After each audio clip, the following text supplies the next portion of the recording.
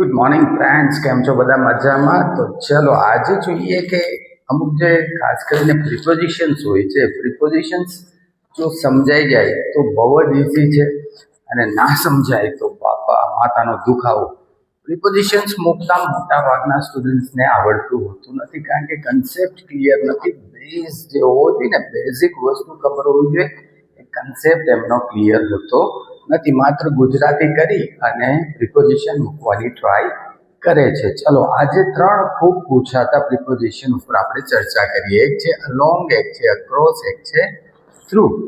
તો generally along ક્યારે આવશે? હંમેશા યાદ રાખો, કોઈ વસ્તુ છે, માની લો કે આ એક રોડ છે કે નદી છે, એના કિનારે કિનારે કિનારે કિનારે કિનારે જ્યારે તમે જશો ને ત્યારે હંમેશા શું આવશે? અલોંગ આવશે.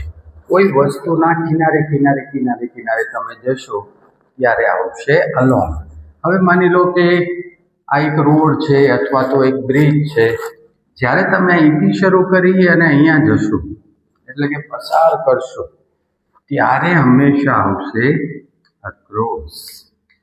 હંમેશા જ્યારે તમે એક છેડેથી બીજા છેડા સુધી જાઓ, મીન્સ એને પસાર કરો છો, નદીના આ કિનારેથી ઓલા કિનારે જાઓ છો, તમે બ્રિજના આ છેડાથી ઓલા છેડે જાઓ છો ત્યારે હંમેશા આવશે અક્રોસ. અને માની લો કે આ એક એવું માની લો કે આ એક ટનલ છે, કોઈ વસ્તુને અંદરથી તમે પસાર થાવ, અંદરથી, ત્યારે જ હંમેશા આવશે થ્રુ.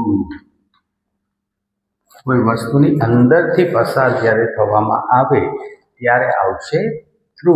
ઓકે, સમજાય છે? જ્યારે કિનારે કિનારે ચાલીએ ત્યારે આવશે અલોંગ, જ્યારે એકમાંથી લઈને બીજા છેડા સુધી જઈએ, પસાર થઈને જઈએ ત્યારે આવશે અક્રોસ, અને જ્યારે અંદરથી પસાર થશે ત્યારે આવશે થ્રુ. ચલો ટ્રાય કરીએ. તો અહીંયા કીધું છે હી વોક્સ, ખાલી જગ્યા ધ રિવર.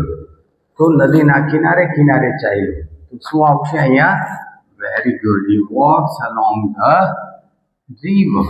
ઓકે, હવે સમજાય છે, થોડું ક્લિયર થાય છે. નદીના કિનારે કિનારે ચાલ્યો. ઘણા બધી અહીંયા એવી દલીલ કરે તો સર નદીમાં થઈને ચાલ્યો, એવું લોજિક લગાડવાનું નહીં. નદીની અંદર પુલ ઉપરથી વાત અલગ છે, પણ નદીની અંદરથી ચલાય નહીં જનરલી. એટલે આવું બધું બહુ વધારે લોજિક નહીં લગાડવાનું, હંમેશા નદીના કિનારે કિનારે ચલાય. ઓકે, માય હાઉસ ઇઝ, ખાલી જગ્યા ધ બ્રિજ.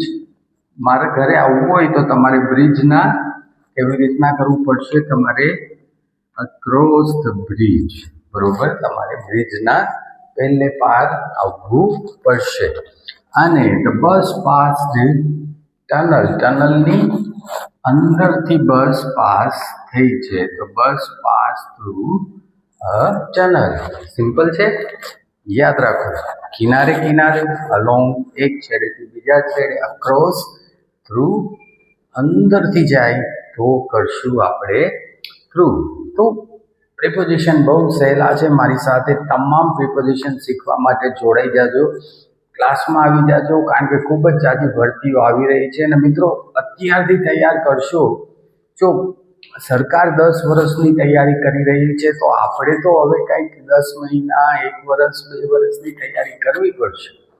તો હું તો તમને માત્ર એટલું જ કહેવા માગું છું કે આપ એફઆઈમાં હો, ફર્સ્ટ યરમાં હો, ત્યારથી જ તે ક્લાસ જોઈન કરી લો, જેથી કરીને આપને પહેલી ડિગ્રી મળે, ટીવાય તમારું પૂરું થાય ત્યાં સુધીમાં તમે કોમ્પિટિટિવ માટે સંપૂર્ણ તૈયાર થઈ ગયા હો. અને 100% જોબ મળે ને મળે જ. કોઈ એમ કહે ને કે સરકારી નોકરી ના મળે, પ્રોપર તૈયારી કરો, સમજીને બેઝિક ક્લિયર કરીને તૈયારી કરો, જોબ મળે અને મળે જ. અને આવી જાઓ ઝેનિથ કોચિંગ સેન્ટરમાં. આપનું સ્વાગત.